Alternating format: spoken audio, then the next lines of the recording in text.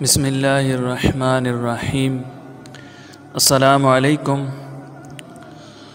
دوستو، آج میں آپ کے سامنے جو باتیں بیان کرنے جا رہا ہوں، جو احادیث، جو واقعات بیان کرنے جا رہا ہوں، یہ ان لوگوں کے لیے ہیں جو لوگ ناپ تول میں کمی کرتے ہیں، اپنے روزی کو حلال طریقے سے نہیں کماتے، اس میں خیانت کرتے ہیں، اللہ تعالیٰ سے نہیں ڈرتے، وہ اپنے دل میں خوف خدا نہیں رکھتے، وہ صرف اور صرف اپنے مال کو، اپنے پیسوں کو بڑھانے کے لالچ میں اللہ تعالیٰ کو ناراض کرتے ہیں اور اپنے مال کو حرام مال کے ساتھ ملا دیتے ہیں۔ تو آج میں آپ کو اس بارے میں بتانے جا رہا ہوں۔ اگر آپ نے ہمارا چینل سبسکرائب نہیں کیا تو ابھی کر لیجئے، تاکہ ہر آنے والی ویڈیو آپ تک بآسانی پہنچ سکے۔ بے چین دلوں کے چین رحمت دارین صلی اللہ تعالی علیہ وسلم نے ارشاد فرمایا، اللہ کے بندوں میں سے ایک بندے کو قبر میں 100 کوڑے مارنے کا حکم دیا گیا۔ وہ اللہ سے دعا کرتا رہا یہاں تک کہ ایک کوڑا رہ گیا۔ جب ایک کوڑا مارا گیا تو اس کی قبر آگ سے بھر گئی۔ جب آگ ختم ہوئی اور اس بندے کو افاقہ ہوا تو اس نے فرشتوں سے پوچھا، آخر مجھے یہ کوڑا کیوں مارا گیا؟ تو انہوں نے جواب دیا، ایک روز تو نے بغیر طہارت یعنی بے وضو نماز پڑھ لی تھی، اور ایک مظلوم کے پاس سے تیرا گزر ہوا تھا مگر تو نے اس کی مدد نہ کی۔ حضرت سیدنا حارث محاسبی رحمۃ اللہ تعالی علیہ فرماتے ہیں، ایک کیال یعنی غلہ ناپنے والا، اس نے یہ کام چھوڑ دیا اور عبادت الہی میں مشغول ہوا۔ جب وہ مر گیا تو اس کے بعض احباب نے اس کو خواب میں دیکھا تو پوچھا، ما فعل اللہ بک، یعنی اللہ عز و جل نے تیرے ساتھ کیا معاملہ کیا؟ اس نے کہا، میرا وہ پیمانہ جس میں غلہ وغیرہ ناپا کرتا تھا، اس میں میری بے احتیاطی کی وجہ سے کچھ مٹی سی بیٹھ گئی تھی، میں نے اس سے صاف کرنے میں غفلت برتی تو ہر مرتبہ ناپنے کے وقت بقدر اس مٹی کے کچھ کم ہو جاتا تھا، میں اس قصور کے سبب عتاب میں گرفتار ہوں۔ اسی طرح ایک اور شخص بھی اپنے ترازو سے مٹی وغیرہ صاف نہیں کرتا تھا اور اسی طرح چیز تول دیتا تھا۔ جب وہ مر گیا تو اس کو قبر میں عذاب شروع ہو گیا، یہاں تک کہ لوگوں نے اس کی قبر سے چیخنے چلانے کی آواز سنی۔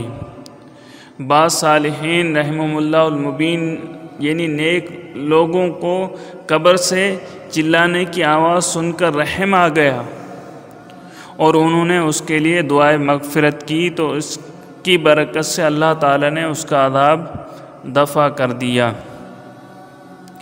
مذکورہ دونوں لرزہ خیز حکایات سے وہ لوگ ضرور درس عبرت حاصل کریں جو ڈنڈی مارتے اور کم ناپ تول کرتے ہیں۔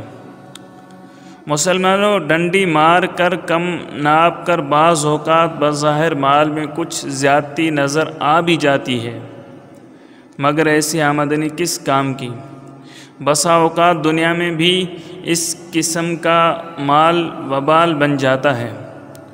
ہو سکتا ہے کہ ڈاکٹروں کی فیسوں، بیماریوں کی دواؤں، جیب کتروں، چوروں یا رشوت خوروں کے ہاتھوں میں یہ مال چلا جائے اور پھر ساتھ ہی ساتھ معاذ اللہ عز و جل آخرت کا عذاب شدید بھی بھگتنا پڑ جائے۔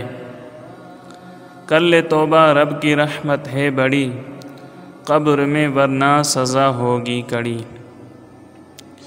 روح البیان میں ہے، جو شخص ناپ تول میں خیانت کرتا ہے قیامت کے روز اسے دوزخ کی گہرائیوں میں ڈالا جائے گا اور آگ کے دو پہاڑوں کے درمیان بٹھا کر حکم دیا جائے گا، یہ دونوں پہاڑ ناپو اور تولو۔ جب تولنے لگے گا تو آگ اسے جلا ڈالے گی۔ پیارے دوستو، غور تو فرمائیے، مختصر سی زندگی میں چند فانی سکے حاصل کرنے کے لیے اگر ڈنڈی مار لی تو کس قدر شدید عذاب کی وعید ہے۔ آج معمولی گرمی برداشت نہیں ہوتی تو جہنم میں آگ کے پہاڑوں کی تپش کس طرح سہی جا سکے گی۔ خدا را اپنے حال پر رحم کرتے ہوئے مال کی ہوس سے دور رہیے، ورنہ مال غیر حلال دونوں جہانوں میں وبال ہی وبال ثابت ہوگا۔ مشہور تابعی بزرگ حضرت سیدنا وہب بن منبہ رحمۃ اللہ تعالی علیہ فرماتے ہیں، بنی اسرائیل کے ایک نوجوان نے گناہوں سے توبہ کی، پھر 70 سال مسلسل عبادت کرتا رہا، رات جاگتا اور دن میں روزہ رکھتا، نہ کسی سائے کے نیچے آرام کرتا اور نہ کوئی عمدہ غذا کھاتا۔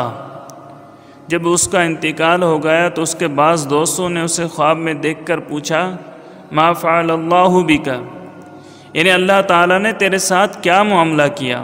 اس نے بتایا، اللہ عز و جل نے میرا حساب لیا، پھر سارے گناہ بخش دیے، مگر ایک لکڑی جس سے میں نے اس کے مالک کی اجازت کے بغیر دانتوں میں خلال کر لیا تھا، اور یہ معاملہ حقوق العباد کا تھا اور وہ معاف کروانا رہ گیا تھا، اس کی وجہ سے میں اب تک جنت سے روک دیا گیا ہوں۔ میرے دوستو، پیارے دوستو، لرز جاؤ، کانپ جاؤ کہ ایک عابد و زاہد اور نیک بندہ صرف اور صرف اس وجہ سے جنت سے روک دیا گیا کہ اس نے ایک تنکا اس کے مالک کی اجازت کے بغیر لے کر اس سے دانتوں میں خلال کر لیا اور پھر بے معاف کروائے انتقال کر گیا۔ ذرا سوچئے، غور کیجئے، اب ایک تنکے کی کہاں بات ہے؟ آج کل تو لوگ بڑی بڑی قیمتیں امانتیں ہڑپ کر جاتے ہیں اور ڈکار تک نہیں لیتے۔ مسلمانوں، ڈر جاؤ، حقوق العباد یعنی بندوں کے حقوق کا معاملہ نہایت سخت ہے۔ اگر کسی بندے کا مال دبا لیا یا اس کو گالی دے دی، آنکھیں دکھا کر ڈرایا دھمکایا، ڈانٹ ڈپٹ کی جس سے اس کا دل دکھا، الغرض کسی طرح بھی بے اجازت شرعی اس کی دل آزاری کی، یا قرضہ دبا لیا، بلکہ بلا اجازت قرض خواہ یا بغیر صحیح مجبوری کے قرض کی ادائیگی میں تاخیر ہی کی، یہ سب بندوں کی حق تلفیاں ہیں۔ قرض کی بات چلی ہے تو یہ بھی بتاتا چلوں کہ حجت الاسلام حضرت سیدنا امام محمد بن محمد غزالی رحمۃ اللہ تعالی علیہ کیمیائے سعادت میں نقل کرتے ہیں، جو شخص قرض لیتا ہے اور یہ نیت کرتا ہے کہ میں اچھی طرح ادا کر دوں گا، تو اللہ عز و جل اس کی حفاظت کے لیے چند فرشتے مقرر فرما دیتا ہے، وہ دعا کرتے ہیں کہ اس کا قرض ادا ہو جائے، اور اگر قرض ادا کر سکتا ہو تو قرض خواہ کی مرضی کے بغیر اگر ایک گھڑی بھی تاخیر کرے گا تو گناہ گار ہوگا اور ظالم قرار پائے گا، خواہ روزے کی حالت میں ہو یا سو رہا ہو، اور اس پر اللہ عز و جل کی لعنت اترتی ہے۔ یہ گناہ تو ایسا ہے کہ نیند کی حالت میں بھی اس کے ساتھ رہتا ہے۔ اگر اپنا سامان بیچ کر قرض ادا کر سکتا ہے تب بھی کرنا پڑے گا، اگر ایسا نہیں کرے گا تو گناہ گار ہے۔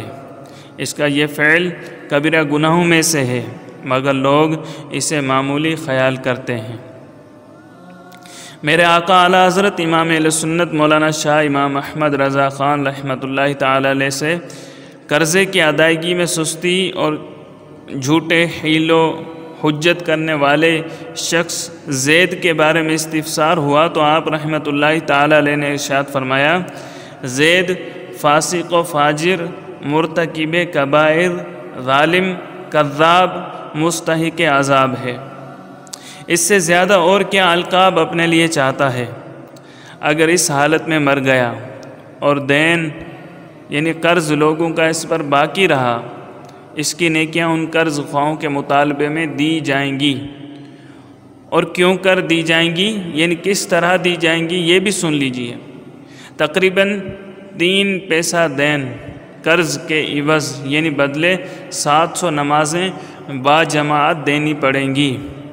جب اس قرض دبا لینے والے کے پاس نیکیاں نہ رہیں گی، ان قرض خواہوں کے گناہ اس مقروض کے سر پر رکھے جائیں گے اور آگ میں پھینک دیا جائے گا۔ مت دبا قرضہ کسی کا نہ بکار، روئے گا دوزخ میں ورنہ زار و زار۔ میرے پیارے پیارے دوستو، دنیا میں کسی پر ذرہ برابر ظلم کرنے والا بھی جب تک مظلوم کو راضی نہیں کرے گا، اس وقت تک اس کی خلاصی یعنی چھٹکارا ناممکن ہے۔ ہاں، اللہ عز و جل اگر چاہے گا تو اپنے فضل و کرم سے قیامت کے روز ظالم و مظلوم میں صلح کروا دے گا۔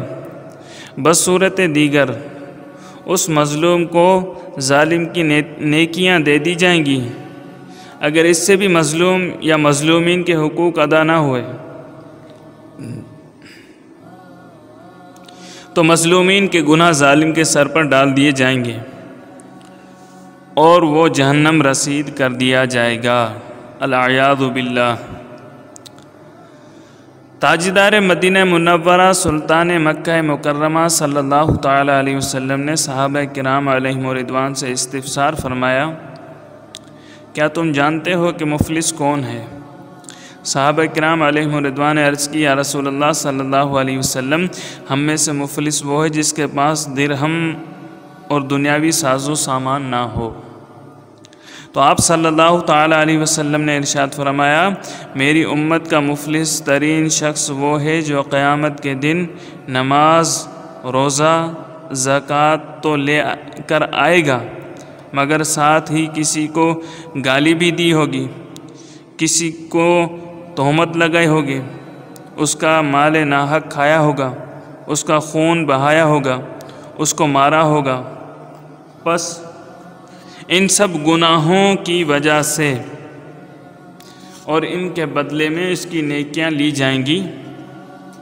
پس اگر اس کی نیکیاں ختم ہو جائیں اور مزید حقدار باقی ہوں تو بدلے میں ان یعنی مظلوموں کے گناہ لے کر اس ظالم پر ڈالے جائیں گے، پھر اس ظالم شخص کو جہنم میں ڈال دیا جائے گا۔ یاد رہے، یہاں ظالم سے مراد صرف قاتل، ڈاکو یا مار دھاڑ کرنے والا ہی نہیں، بلکہ جس نے بظاہر کسی کی تھوڑی سی بھی حق تلفی کی، مثلا کسی کا 1 روپیہ ہی دبا لیا ہو، مذاق اڑا کر یا بلا اجازت شرعی ڈانٹ ڈپٹ کر کے یا غصے میں گھور کر دل دکھایا ہو، وہ بھی ظالم ہے۔ اب یہ جدا بات ہے کہ جس پر اس طرح کے ظلم ہوئے، اس مظلوم نے بھی اس ظالم کی بعض حق تلفیاں کی ہوں۔ اس صورت میں دونوں ایک دوسرے کے حق میں جدا جدا معاملات میں ظالم بھی ہیں اور مظلوم بھی۔ حضرت سیدنا عبداللہ انیس رحمۃ اللہ تعالی علیہ فرماتے ہیں، اللہ عز و جل قیامت کے دن ارشاد فرمائے گا، کوئی دوزخی دوزخ میں اور کوئی جنتی جنت میں داخل نہ ہو جب تک وہ حقوق العباد کا بدلہ نہ ادا کرے، یعنی جس کسی کا حق جس کسی نے دبایا ہو اس کا فیصلہ ہونے تک دوزخ یا جنت میں داخل نہ ہوگا۔ یا اللہ عز و جل ہم سب مسلمانوں کو ایک دوسرے کی حق تلفی سے بچا، اور اس سلسلے میں جو کچھ کوتاہیاں ہو چکی ہیں ان سے سچی توبہ کرنے اور انہیں آپس میں معاف کرنے کی توفیق مرحمت فرما۔ اپنا بہت سارا خیال رکھیے گا۔ اللہ تعالیٰ آپ کا اور ہمارا حامی و ناصر ہو۔ اللہ حافظ۔